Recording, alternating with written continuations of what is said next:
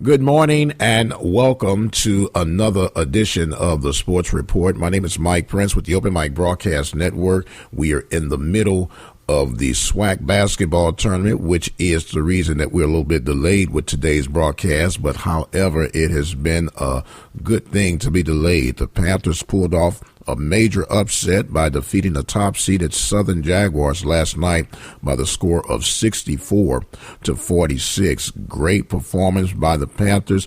Trey Haygood led all scores with 16 points, had 12 points out of Jules Montgomery and a strong defensive presence for Montgomery. DeMondre Chapman with 7 points. John Briscoe with 8 points. You had 9 points from Lewis Monks and 8 points from Montreal Scott. So the Panthers will advance to play the winner between the Hornets and the Alabama A&M Bulldogs. Coach Rimm was very gracious and emotional that he had during the press conference. So what we'll do is we'll go straight to that, and let's hear what Coach Rimm had to say, and we'll be right back. First of all glory to God. And, I really feel that that's some of the best defense I've seen since I've been coaching at Prairie View. Our guys did a great job. I'm very excited for these guys. I always preach one thing all year. We're only as good as our seniors. And Jules Montgomery and DeMondre Chapman did a great job. Even Patrick Aggo, who probably played 15 minutes all year, came in and had some great minutes for us. I'm kind of lost in words right now because, I think they deserve it because they work so hard. And, they have a lot of people become their friends, not become their friends, talk about them, and now, they're on top of the mountain, but, it's still a long ways to go. We still got 2 more games, a lot of basketball to be played.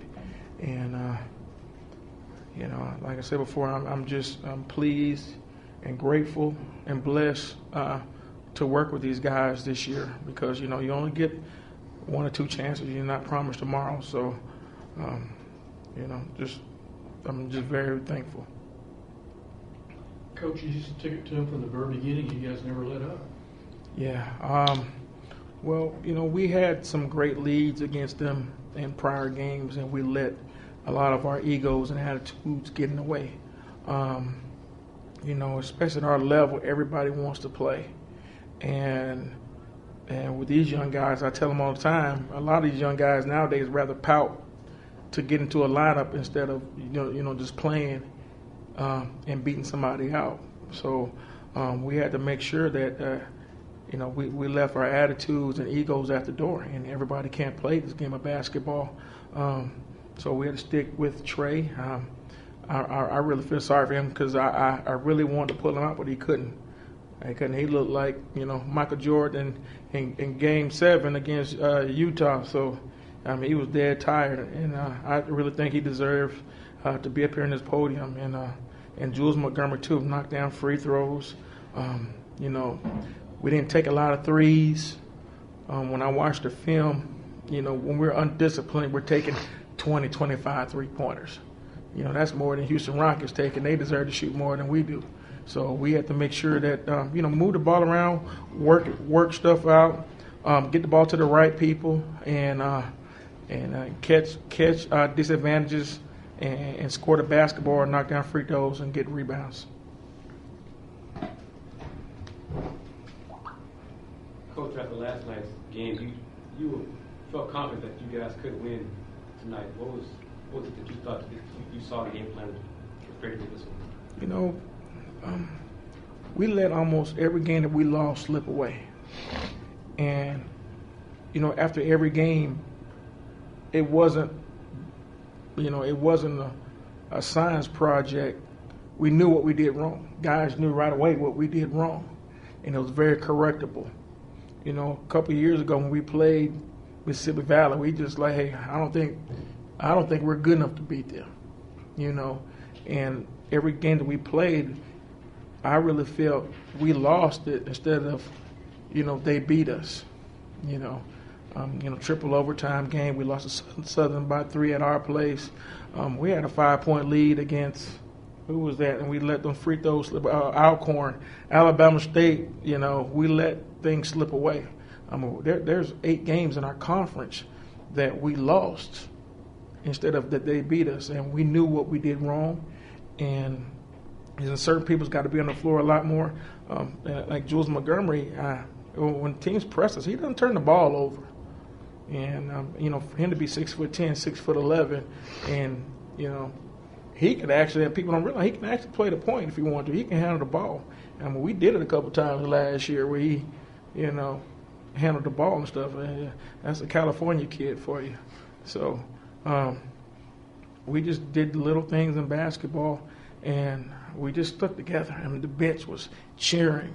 The referees had to warn us every time down the floor, sit down or we're going to tee you up. Sit down, we're going to tee you up. Before, we didn't have that. We had guys talking about what they're going to do after, and, and why coach ain't doing this, why coach ain't doing that, and my mama's up there, and my daddy's over there. We didn't have that. We became a team, we bonded on this trip. We went bowling, played pool, went out to eat, had a great time, and we're becoming a family. So I really think that's one reason why we're successful right now. But we can't, sit on top of the mountain and act like we won a championship. We got to do the little things. Like tomorrow, we get some rest, ice baths, get back and get focused and watch the teams and study, watch film, and get ready for Friday.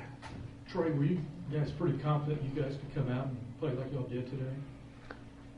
Well, yes, sir. Actually, playing with confidence is one of the things we're missing early in the season. Man, we was missing some senior leadership, point guard leadership, including myself. But I was able to bring confidence to myself, bring confidence to the team, coming from the coach who gave me confidence. So it all trickled down, and now the team is all as one. We're a big family, so we're playing together, playing as a team now. Jules, talk about that, how you guys are playing together as family now. We're just buying in, Coach preaches every day, buy in, we're trying to play as one, and I feel that we did tonight. We came out, with the sense of urgency from the beginning, and then we just kept it going the whole game. Coach, what would you say was the turning point? From the outside looking in, you already lost 7 in a row. And at what point did you just rally around yourself and say, hey, we still got this? Southern. We lost to Southern, and we all had a blow up in the locker room after the game, and he just laid his heart on the line, and he let us know, first of all, I'm the reason why we're losing. He didn't say you guys, he said me, and everybody, it was. We had DeMondre crying. We had him crying. Trey was crying. And it was almost 2 fights in there. And it was passion. They didn't have that. The last time I seen that was about 4 years ago when I had Darnell Huget. And Darnell wanted to fight after every game. And we had to calm him down. But that was the passion that he had. That's why he played professional basketball. That's why he had tryouts with the New Jersey Nets and the San Antonio Spurs. And that's why he played in France and Italy, and he played in Canada and Mexico. He played and made money to play basketball.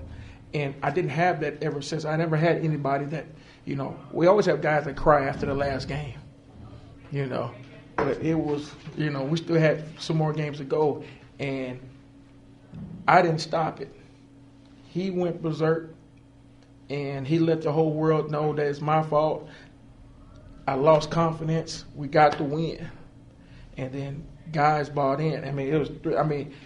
I stood to the side because it's what I've seen before when I played. And it's time to have passion. And if you can't have passion for something you love, you don't need to be playing. You need to do anything. There's nothing in life you can't accomplish without energy and enthusiasm. And that's what we kind of talk about the whole year. You got to have energy and enthusiasm. And these guys, I'm telling you, I'm downplaying. He went berserk. I'm downplaying it. It was higher than berserk. I don't know what word is past berserk. So, double berserk. And it woke everybody up. So, And even though we did lose the next game to Alcorn, but it was a different loss. It was a loss because we had passion, we had energy, and guys were standing up, clapping, jumping around. And even though we did lose the game, we knew what was missing. Well, it's ironic that you say that because the Alcorn game, you came back from 18 points down, actually had the lead, and gave it up. So it's ironic that you would say that was a turnaround point. Mm-hmm. You said, this is it. This is it. We're our worst enemy, and come get it if you dare. That's right, all the way. And they brought it, and we just got to keep that train rolling. And once again, that was Coach Byron Rimm in the press conference after the Panthers pulled off the upset, beating the Southern Jaguars. So the Panthers, they will have tonight off as they get prepared to play on Friday. The Lady Panthers will hit the hardwood tonight. Their game is scheduled at 5:30 Central Standard Time. They will take on the Alabama State Lady Hornets. It should be a very good ball game on tonight, and we'll be there to give you all the live coverage. Coach Don Brown and the Lady Panthers will come in trying to overcome the last time that they faced these Hornets and lost at the Baby Dome. So the stage has been set, and the Panthers are making their strikes right now. We will be there to give you all the coverage from the Toyota Center in Houston, Texas. My name is Mike Prince, and this is the Open Mic Broadcast Network and the Sports Report. I want to thank you so much for joining us on today, and we hope to see you, or at least hear you, tonight from the Toyota Center. Remember, you can keep up with us at KTORradio.com for all the latest action for Waller County Athletics. God bless, and we will see you later on this evening, but until then, we'll see you on the other side.